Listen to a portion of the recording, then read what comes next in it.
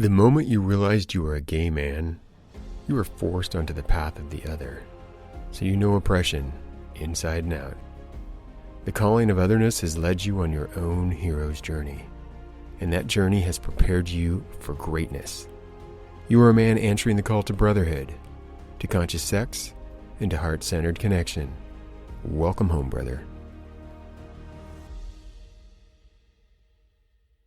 This is the GerleMen podcast. My name is Mike Gerle, and I'm the host and founder of GerleMen.com, a site for gay men and anyone self-identified as the other, designed to help you invest in your own dignity, strengthen your connection to your chosen families, and thrive in general society. Now that you found us, please hit that subscribe button. Today's guest is West Hollywood Mayor John DeMicco. For more than 20 years, Mayor DeMicco has participated in city leadership, and now he's the mayor. Before that, he worked at the County of Los Angeles Department of Health Services, which is very relevant to this pandemic-rich episode. And he also worked for AIDS Project Los Angeles. I worked for the city as well for 23 years and recently retired. And I met then council member DeMicco when I was working in the city manager's office, and he let me run with the idea of a gay men's discussion group called Tribe.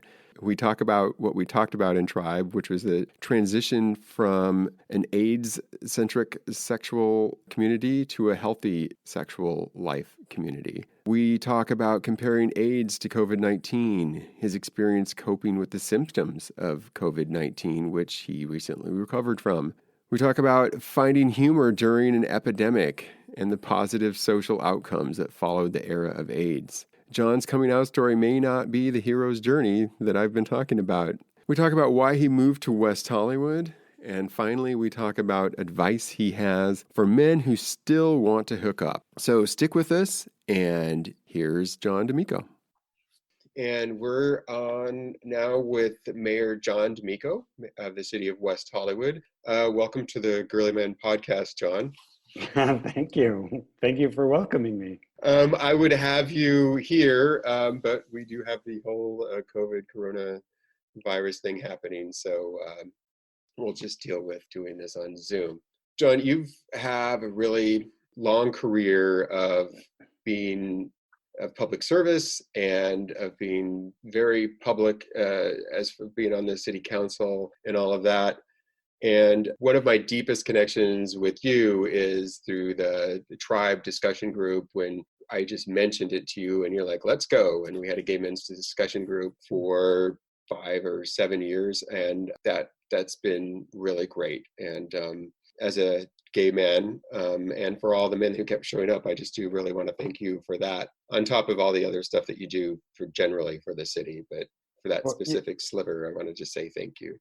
You're welcome. And, in hindsight, it's pretty clear, Mike, that you and, the sort of genesis behind that was really kind of a transition point from the time of AIDS to the time without AIDS, in a way. I think when that started, I don't want to speak for all gay men, I couldn't possibly, but certainly a lot of us in West Hollywood were still living in a world in which there weren't a lot of options, right? You could practice safe sex, or you could be a bad person, you could be HIV positive, or you could be HIV negative, and there wasn't a lot of overlap. And now, in the era, in the time of PrEP, in the time of sort of gay men and lesbians and trans people and everyone sort of participating in a global community of healthy sexual discussions and sex lives, that exists. And that gay men's discussion group in some way bridged that.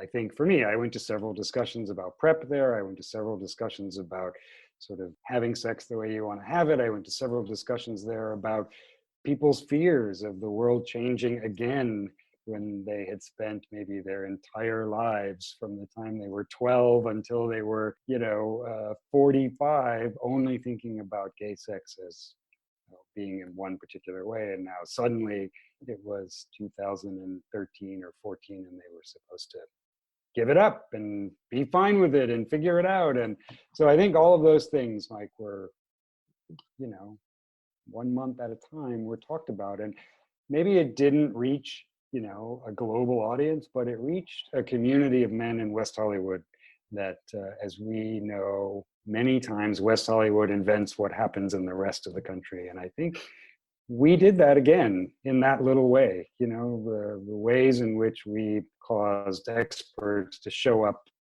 The owner of Grinder came. Yeah. Tony Mills came. People from LA County Health came. I mean, we really sort of had those discussions, and I give that to you. I know that that was maybe not what you thought about when you thought about it in the first moment, but it's what it developed into. You and Brendan and others who led those discussions, and I think it's a really honorable, admirable thing that happened. Well, thank you. Thank you very much. And thank you for supporting it. Talking about that, this whole podcast is taking on a very different tone now that there's the pandemic, because I think, as just data, a fact, that the only thing that all gay men on the planet have in common is the desire to have sex with other men. Once we leave that, we're different. We're different politically, we're different racially, we're different economically, we're different culturally, and I think that's off the table now. So you've been talking about transitional sexual identities, or how we approach our sexuality as gay men, not our sexual identity, but how we approach sexuality. And it seems like we're facing that again now. It looks like, you were really in the trenches.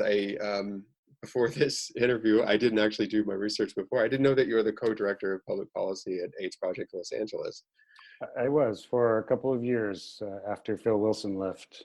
Can you talk about comparing the AIDS plague and the coronavirus COVID-19 epidemic? What's similar, what's different? Well, I have heard a lot of mostly gay men jump to a sort of starting off point that we have familiarity with this. We know what it's like because we know about the time of AIDS, and I certainly don't want to disabuse people of what they know or what they think they know, but I would say that to me, AIDS happened in slow motion. I mean, it took years for people often to find the courage to get themselves tested, years often for them to get sick even the first time, years for medications to develop. And in fact, what we know happened is that, yes, it took 15 years from 81 to 96 to get a 3-drug cocktail, but we were able to catch up with hundreds of thousands of men and women who were HIV positive and give them those drugs and save their lives. If it takes 2 years to catch up to this COVID virus, hundreds of millions of people will have already been infected and been through their disease progression and come out the other side, many of whom will die, many millions perhaps. So I think, this is not happening in slow motion. This is happening in hyperspeed. And sure, many of the lessons I learned about being HIV positive, about working with people who are HIV positive, when I found out that I had been exposed to this virus, I put those into use immediately. I said, here's a list of all the people that I may have been, that I've been around that I may have exposed.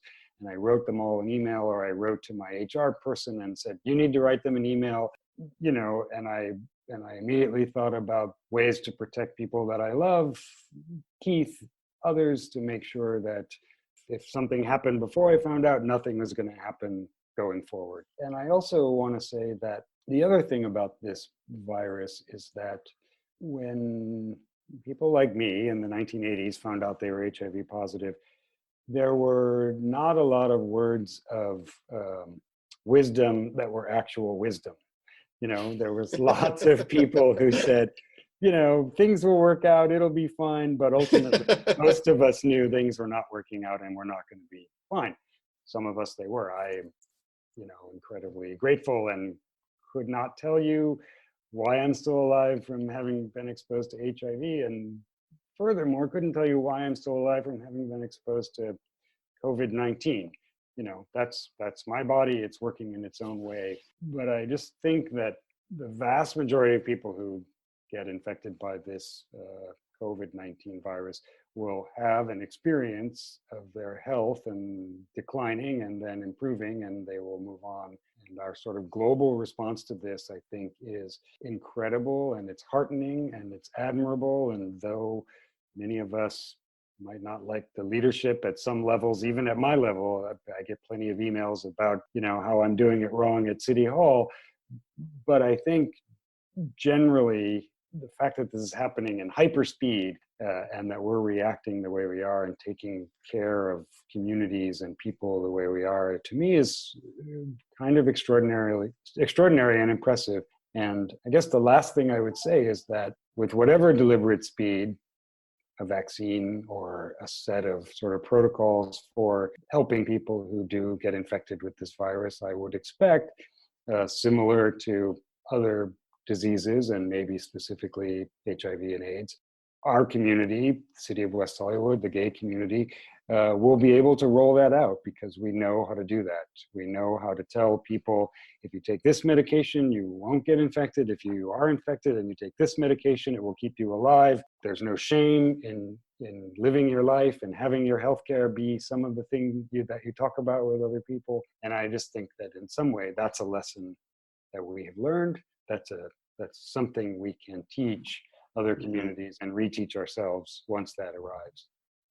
Well, I do want to compliment the leadership I've seen from West Hollywood. I'm a block and a half over the border now, but I have been looking to just the clear, open, this is what we know, this is what we don't know, and just super easy access. WeHo.org/coronavirus.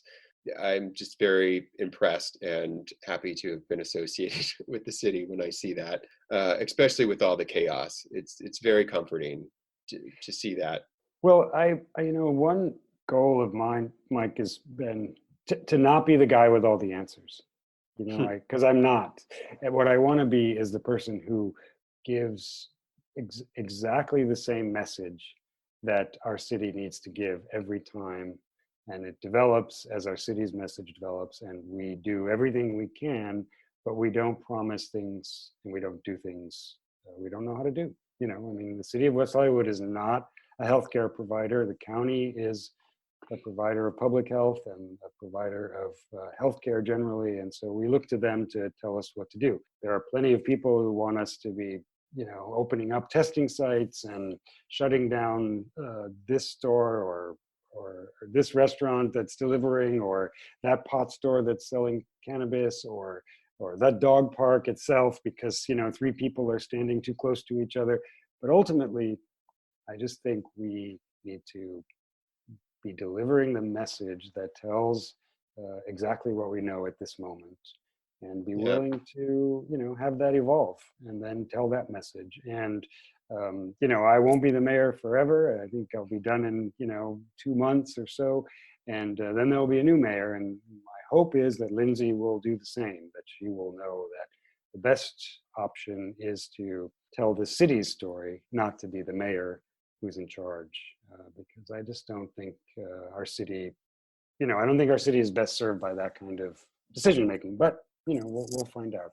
In this time of confusion and chaos, it is really great just to have that clarity, a place where I just like, oh, this is what they know and this is what they don't know, and these are my responsibilities for myself. Thank you for that information. As mayor, now as my neighbor, and we're very similar demographically as far as like age, I'm positive. When I saw that you were positive with COVID-19, I was like, oh my God, this is really hitting really, really close to home. And I'm wondering if you'd be willing to tell a little bit about that story, especially when it comes to maybe not just there's the illness itself and the symptoms, but also the isolation and how you handled that with your husband, with Keith, and your friends, and how did you balance support and isolation and all that, and emotionally, maybe how was it for you? Well, I guess I really want to start with, I'm not a medical professional. Yes. I need to be like super clear. And, I the Saturday 14th, I started to have a headache. There was a lot going on at City Hall about emergency ordinances and shutting businesses and lots of phone calls and emails and, angry people and desires of, you need to shut it down and you need to leave it open and you're trying to put me out of business and, why don't you care about residents and all that stuff, which is perfectly fine. And I got a headache and I was like, that's awful. And so I went to sleep and I woke up and then my neck hurt and I couldn't really move my head. And I was like, boy, this stress sucks. And then I thought, like, on Sunday afternoon, I actually thought, like, wait a second, John, you're 56 years old and you have never had a stress headache or this. Maybe something else is up, and then I was like, what could I have? I'm like trying to diagnose myself. And then Monday I woke up and I was coughing. And so I didn't go to work because at my job, we're all like, everybody just, if you're not well, stay home, right? Even if you have a cold. And then by the middle of the day, I started getting a fever. So I called the city manager and said, I'm not going to come to our city council meeting. And then my fever didn't go away. And then Tuesday morning, I woke up. And honestly, I mean, it was certainly in the back of my head that maybe that was what was up, but not really. I mean, I could show you the text I sent to my doctor. It was like, I've had a headache and a little fever, and I don't want to come in because I'm sure you're busy. But if, my assumption is I should just drink fluids and rest. And then he called me and said, no, you need to drive over here and park in the parking lot and leave your lights on, and we're going to test you for this virus. Okay. So then I did, and I still had a fever, and I had a fever overnight, and it wasn't great. It got to like 102. And then I was sort of thinking, okay, this is an intense sort of moment, right? But then I woke up the next day. I took some NyQuil and some Tamiflu, and I woke up the next day and my fever was gone. And then my doctor called and told me the results. But by that point, my fever never came back, and he was like, well, you have to wait until the 7th or 8th day.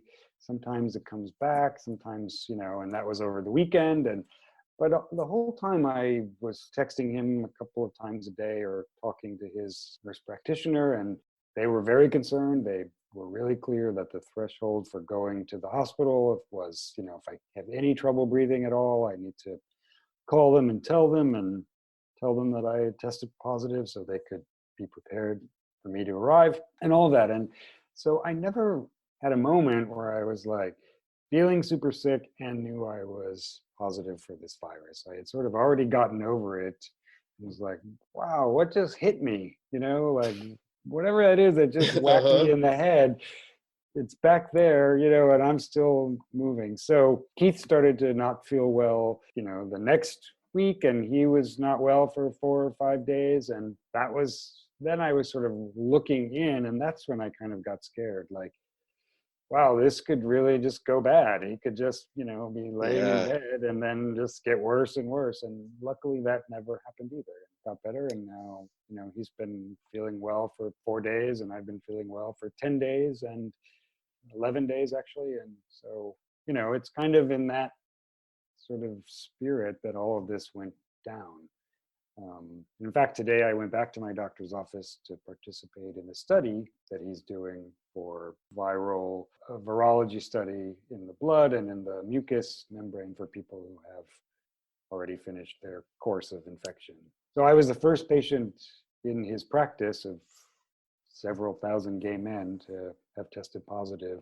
And I didn't love hearing that when he told me, I've been seeing him since 1994, and I was like, I don't know, Peter, if I really want to be like the pioneer again, Yeah, we've done that. Exactly. Like, really? But then I also, here it is less than 2 weeks later, and I'm, participating in a study and trying to make sure that other people have as much information as can be developed from, people who fortunately like me made it through that. Well, then let's talk about the isolation and the socialization, mental, emotional aspects of that. I think it sounds like you had the earlier restrictions personally than everybody's living under now. Yeah. Did you have any wisdom you've learned from that? Or just a story of like what we might expect if we're like you, which I kind of I am. did So spend,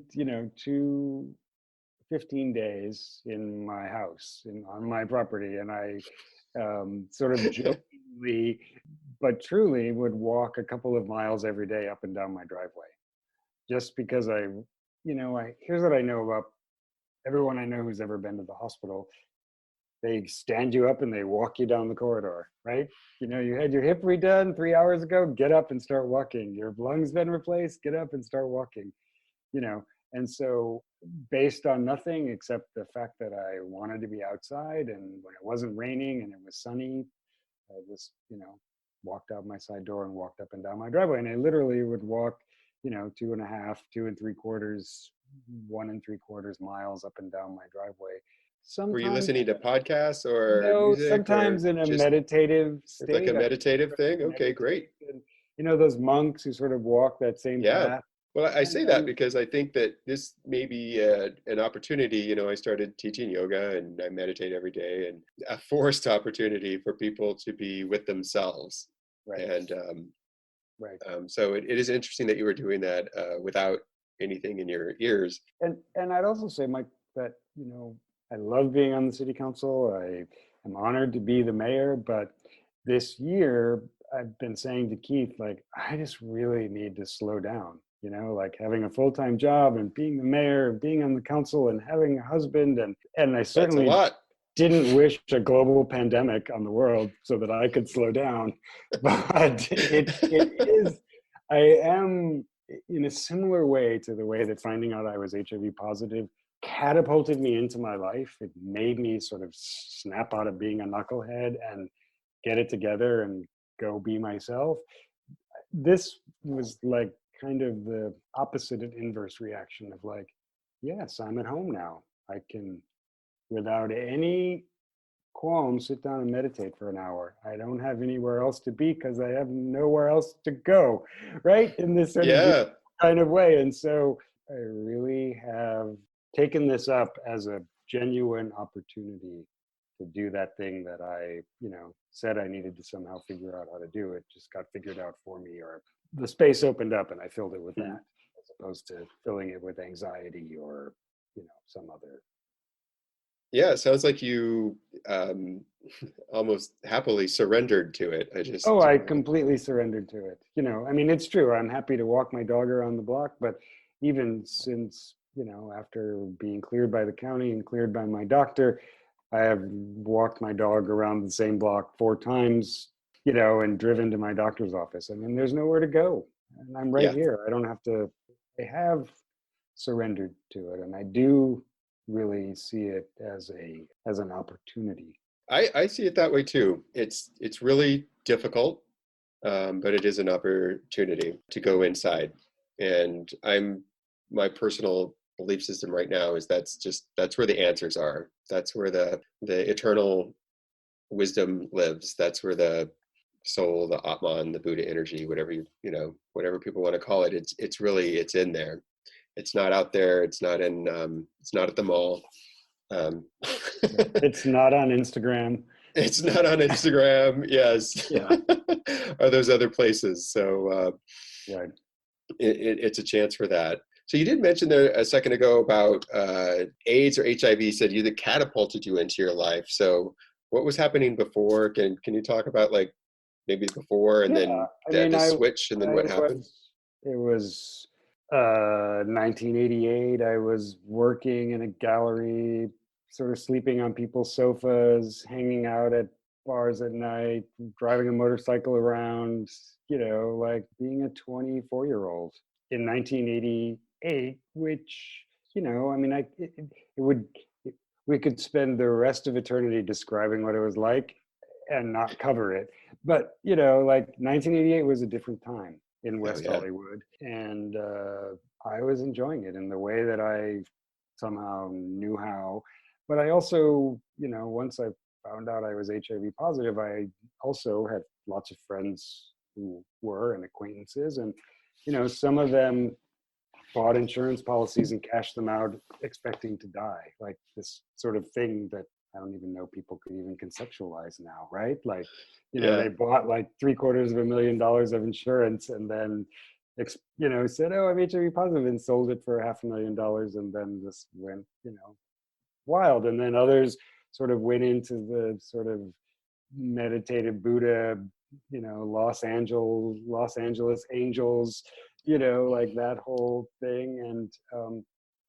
And I just sort of thought, I think I need the environment of an educational institution, which would come with some structure and come with some insurance, which I didn't have insurance. Why would I have insurance? I was 24, and How did you find out? Was it your first test, or was it? yeah, it was my first one. I had I was the same way, and nobody laughs at my joke when they said, you want an HIV test? And I said, no, I passed it the first time. So thank you for laughing at that.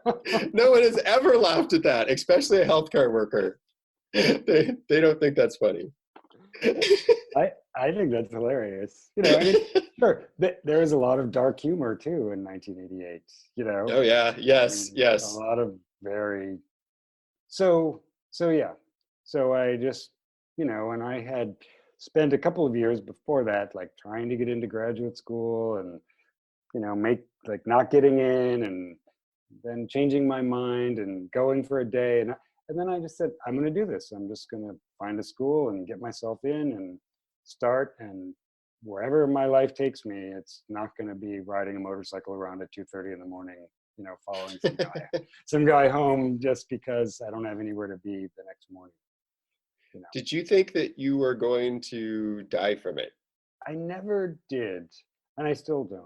And I saw plenty of people die, plenty of people kill themselves, plenty of people not die, but also not live their potential lives, and plenty of people who just rose and became, super exciting and excited about living and are still alive and doing it. And I don't judge any of those outcomes, including my own, because I think possible to look at me and see what a lunatic sort of type A personality I am, who maybe didn't stop to smell the roses enough, right? But I think everyone's journey in their life is their journey. And yeah, the layer of HIV has complicated it for some and changed it for the better for others, I think. Do you think, well, I was just going to say, do you think your life would be different if you weren't positive? But I'd say, how do you think your life would be different if you didn't test positive at 24 years old? It's impossible to know. I mean, sorry, Michael. It's just impossible to know, because maybe I would have tested positive at 25. But that's why I love this podcast. I get to just ask impossible questions. Yeah. I mean, So, if AIDS itself didn't exist, then perhaps there is a different world out there. But just because I didn't have HIV wouldn't change that. Okay, well, let's talk about that. Where do you think gay people would be if AIDS hadn't happened? Well, again, I think, one of the... Or maybe I can make it even a more fine-tuned question. Do you think we would have advanced as far as with civil rights and all of that? No. One of the mind-blowing things about AIDS is that it outed so many people. Not the celebrities, but sure, plenty of celebrities, whatever. But it outed people in their, 3-bedroom ranch homes and their 2-room apartments all across the US. And one of the things I think about a lot, and I wish somebody a better thinker than me about this and a better writer than me about this would write about, is those people who threw their children away when they found out they had AIDS. How they lived the rest of their lives. Because the world moved on, and the world found a way to incorporate, AIDS and HIV into sort of who we are as human beings. And I just wonder about those people. I knew some of them, the parents of some of my friends, and the brothers and sisters of some of my friends. And I think, it happens today. Sure, plenty of gay people are thrown away by their parents. But I just think it's an interesting story. And I think, I don't think we would have advanced as far as we have without AIDS humanizing gay people in a really beautiful, I think, and substantial way. Now, we have mythologized our own sort of, story about what we did for ourselves and each other, and that's fine. Myth is an incredibly powerful, it's an incredibly powerful thing. But I think the real heart and soul of all of that is the kind of heart-wrenching, heartbreaking moments that happened in living rooms and dining rooms and telephone calls that really changed America. Yeah, well, I look around now and see, with that experience, wondering what will be mythologized about what I'm watching right now, and the horrors and the courage and the suffering that I get to say this. I became I found I was positive in '87, so that's the reason I can be heartless. I already heard a frontline worker talking about how difficult it was in ICU where she's working, and she can't remember the last time she slept, but then when she got sent home to rest, all she wants to do is go back to work and be in the fight. There is that, and I think about all the movies that were made about World War II, musicals and everything, Right.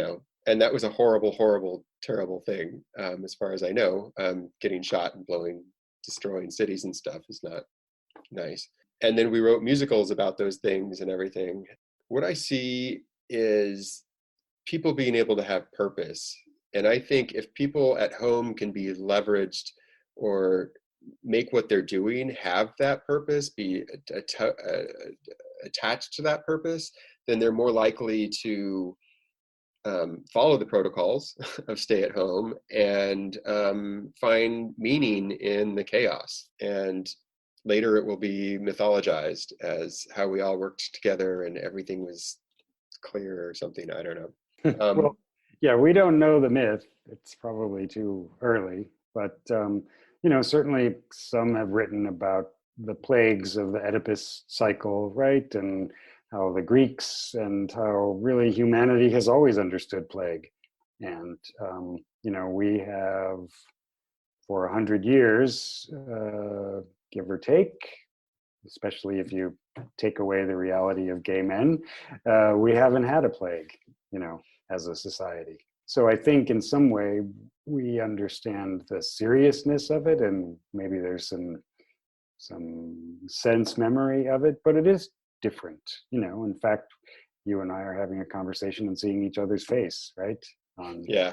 And so the isolation there's some simultaneity to the isolation of, you have communication through a screen, but we've all been telling each other for the last 10 years, this thing in your hand is the worst thing ever, and now it's the best thing ever. Yeah. Right? Yes. So yes. It's interesting how that, that's flipped. And certainly there will be plenty of art made about this time, about isolation and connection. There will be, plenty of books written about it, I would imagine, plenty of, ABC News, World News Tonight, 2 minutes of feeling good about this person who got to say goodbye to his mom, or this person who, saved a 2-year-old, or all those things. But I think that's just a sort of collection of the human condition that will then turn into some kind of a myth, Well, now I'd maybe like to ask a question I was going to ask before the pandemic started, which was, so before, I'm assuming it was before HIV, and that it's your coming out story. Seems like when I was very young, going to bars the first time, that's the story we were all telling each other at the bar. Some of us asked each other, "Are you out?" Those kinds of things. Do you can you tell us what your journey was? And I guess I'm also looking for this hero's journey arc. And what I'm trying to get at is that I think that being the other has value, that we learn some skills along the way by starting in the known, going through this unknown, and then coming back to the known. We get these gifts. The hero returns with the elixir. And with that, what I mean, do you think your coming out was anything like that, or? I don't know if I have an elixir to return with, but I'll tell the story, and then maybe you can Okay. pluck the elixir out of it. So I guess I, like maybe most of us, I came out to many times, right? Yes. I'll tell one funny coming out story. So my mother has memory problems. Now she lives in a memory care facility, and for a while she was staying with us a couple of years ago, Keith and I. And about 15 times a day, she would ask me who Keith was. And I would say, "That's my husband." And then she would say, "Are you gay?" And I have to come out to her again. Wow. And Oh like, my God. and and it was like, this is a fucking nightmare to continually come out to my mother day after day after day. Wow. That's And hilarious then if you're one not. time I said, I'm sort of embarrassed to say this, but I did it. I was like, "Oh, Keith, he's just a friend of mine. He just lives here for a while." And she's like, "Okay." And then 30 minutes later, she's like, "Who's that?" That's Oh, Keith. He's wow. my husband. Are you gay? So Oh my God. when did you how did she find out, or did you tell her face to face, So or I was gay in the 70s. I went to a high school. First, I went to a public school for 2 years in high school, ninth grade and 10th grade. And then in 11th grade, I went to this. My folks moved from Maui to Honolulu, and I went to this boarding school, day school. And the school had a zero tolerance policy for fighting. I was gay. I was gay in 11th grade. I went to the 11th grade Halloween parade as a gay ghost. how did you feel about that? Were you resistant to being gay, or No, I mean, people have been telling me I was a fag since I was in, second grade. I remember Kurt Norris called me a fag in second grade. And and I was like, yeah, but what am I supposed to do about it? I'm trapped in a teenage body. I'm sorry, I don't even know. So, yeah, I was out in high school, and I eventually came out to my father. I mean, my mother sort of knew, my mother knew. My father, um, after my first year of college, whatever, I was home, and he was like, are you homosexual? I said, yes. And he said, move out. And I was like, go back to sleep. I'm not moving out. Like that's like sort of, whatever.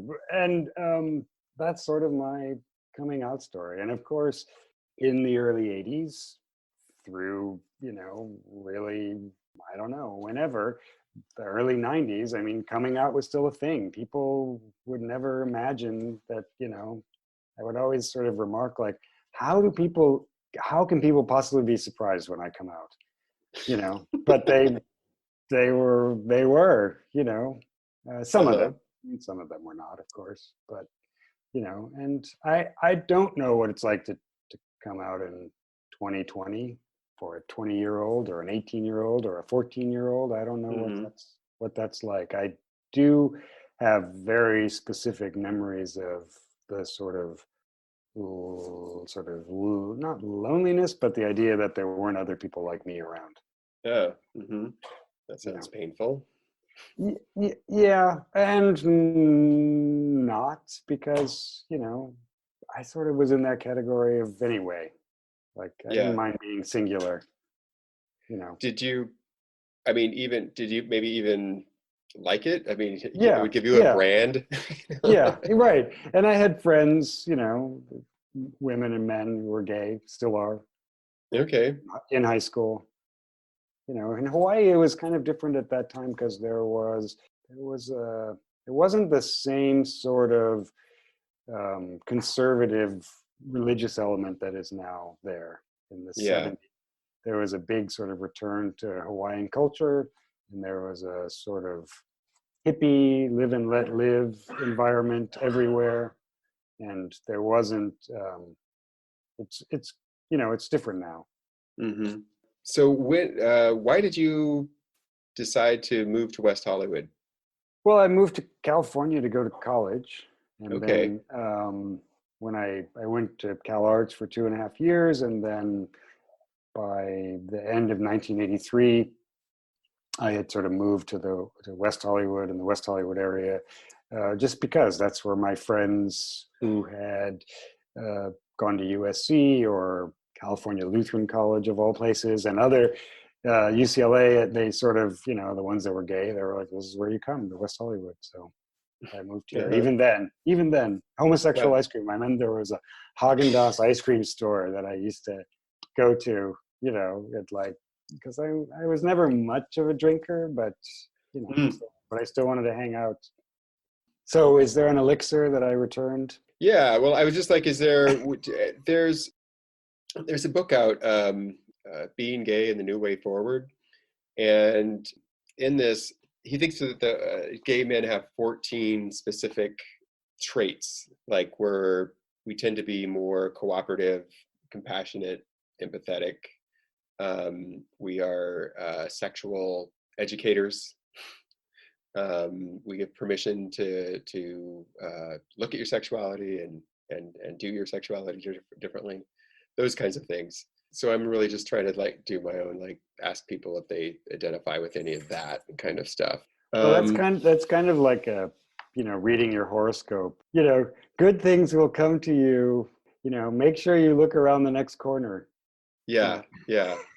Well, the Yeah. empirical evidence that I do have is I've been doing a lot of work with the Mankind Project. I don't know if you've ever heard of that. It's been around since the 70s. It's a men's organization designed to create connection and emotional literacy, like getting in touch with your emotions. A lot of guys, some of the founders came back from Vietnam and wanted to deal with their feelings. Hmm. And they have a whole ritualized way of doing it. It's very cool. I enjoy it. They're very, very cool about having gay men involved.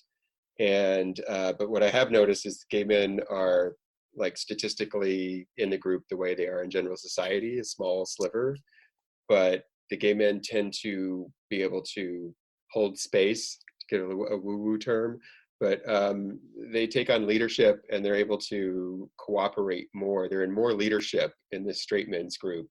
They're way disproportionately in the leadership, I've Wow. noticed. And what's really cool is the straight guy in that organization constantly point to the things, what they call the Queer Gateway Weekend does, that they adopt for the main Hmm. program all the time. So Wow. I guess the last thing I want to ask you is and you're not a health professional, you're just you're the mayor of West Hollywood and you're a gay man. And I think that the gay men connect a lot through physically and through sex and all of that. And this is particularly difficult time if sex is off the menu, which some people don't seem to think it is. I've been on some of the hookup apps and I was talking more to people, which I really like. I've actually just had some like actual conversations with people, but people still want to hook up. What would you say from well, we haven't talked about this, but just from an elder space, we're the big kahunas now. We're in our 50s, and like it or not, we're the big brothers of the group. What message do you have for our little brothers out there who might be Well, online? I think you've heard me say this before, that I think people need to go invent the world they want to live in. And if I had listened to people my age when I was in my 20s, this might not be such a terrific place. Mm, And so I, I, I don't have words of wisdom. I can offer that there are people who have ideas about how to protect yourself. And those are out there, just like the opportunity to go hook up and ignore what's going on. And what I love about what you're saying now, I don't mean to cut you off, but it's just you're like take responsibility for your own life and make your own decisions. yeah, Is that what you're saying? because it's gonna add up. You know, I I can't subtract one moment from my life, but I can add new, better ones going forward. So, I get why people want to hook up. I was 24 once, right? I totally get it. I was 34, I was 44, I was 54. I'm here today. But I also, you know, the city provides information, the county provides information, the state provides information, the federal government provides information. I would hope those apps are providing information. They are. But I would not ever be the person who says that the choices somebody is making for themselves, I should be making them for them. I mean, people have to live their lives, and sometimes people have to make mistakes in order to realize they made a mistake. I love that. I really, really do. Because I think a lot of times people, and this is why it's hard. I mean, we all get to go in. I was talking about that, and I think that's where the answers are. And I think it's a good time to go in because with what you just said, I was asking you to say, tell other people what to do. Be the them that tells the me what to do. And you're telling us to get informed and make good choices. Yeah. And if you make a bad choice, don't beat yourself up. That's beautiful. That's very loving. I guess I'll wrap it up there. All right. I got to get back to work anyway. So thank you so much, John, for making the time to do this. And it is good to see you. And I'm really glad to hear that you and Keith are both doing well. And the rest of your animal family sounds like they're doing well there too. I cut my dog's hair, and it's like I'm so ashamed. He doesn't know to have shame, thank goodness. Because I think Florida still considers that an essential service. And your dog, he probably doesn't even care. No, how would he know, right? Yeah. He's much happier. He's cooler. He's not panting all day long. So, it accomplished what it was supposed to. Awesome. Well, love to you and to Keith, and thank you very much. Okay, bye-bye. Talk to you soon. Bye. And that, brothers and sisters, was Mayor John D'Amico. I hope you enjoyed the conversation and a peek into the world of a leader who actually contracted COVID-19 and is here to tell us the story. Until next time, love yourself and love your neighbor by sending friendly vibes from 6 feet away. That's how we show love now. We're all in this together, and I can't wait to see you next week for the next episode. Bye-bye. Thanks for listening to the show, my friend. Now stay connected by subscribing to GerleMen Podcast and sharing with your friends on iTunes, Spotify, Stitcher, or anywhere else podcasts can be found. Visit the webpage at GerleMen.com, sign up for the newsletter, and find more details about each episode. Let's make this a conversation because I'd really like to hear from you. Join us on Facebook at GerleMen. Submit your questions, suggest topics, or just chat with your brothers. Want to add your own 2 cents? Use the voice memo feature on your smartphone. Ask a question or say anything. We just might play it on the podcast. Email the file to mike@gerlemen.com. Until next time.